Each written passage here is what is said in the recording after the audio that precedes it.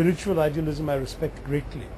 But can you, for example, find yourself in a situation where the most horrendous atrocities have been committed and not demand justice on behalf of the victims? No, we must demand justice. Justice should be demanded without anger.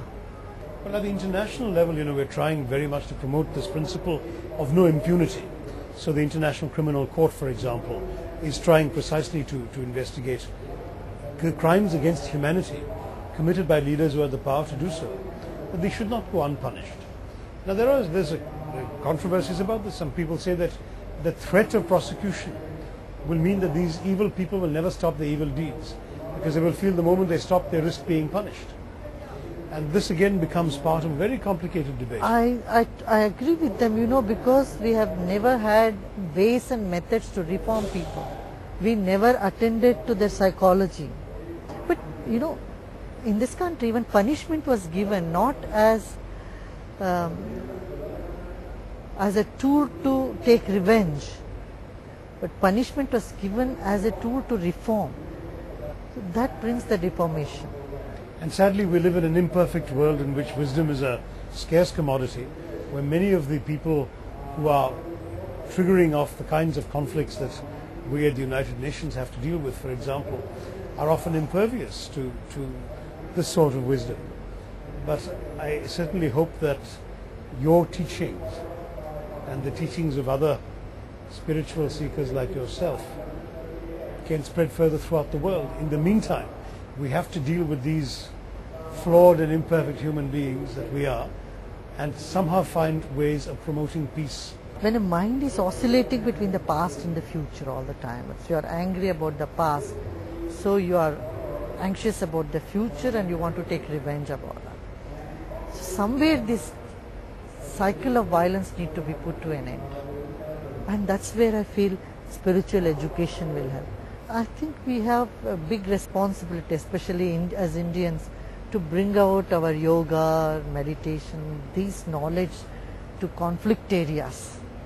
I think we have to go like a Red Cross to heal the wounds in the world. I'm sure that this is certainly something that you can and must practice with organized groups, armies and jails and all of that. Terrorism becomes a bit of a challenge because we can't reach the source of the evil. And many of them are motivated by things that are treatable. There's this combination of fear, rage and incomprehension. I think fear of what the other might do to you, rage at what you believe the other has done to you, and incomprehension about who or what the other really is. And all of this is present and can be dealt with through your approaches.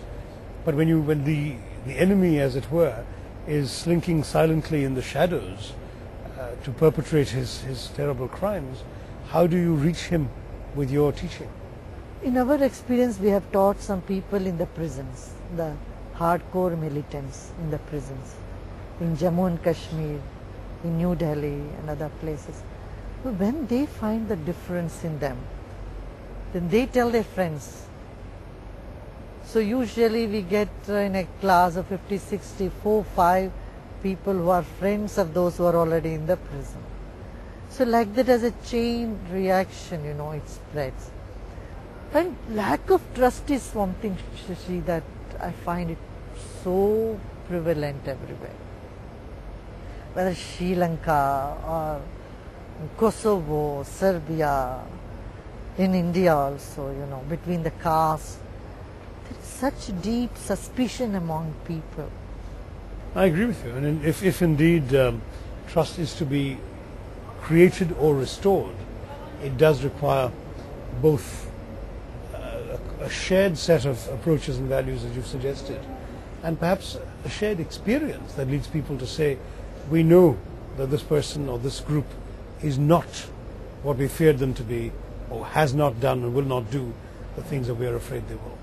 But it's a long journey, and I wish you all strength as you continue your mission of bringing peace to people's minds. Thank you so much. Wonderful. Thank you, Shashi.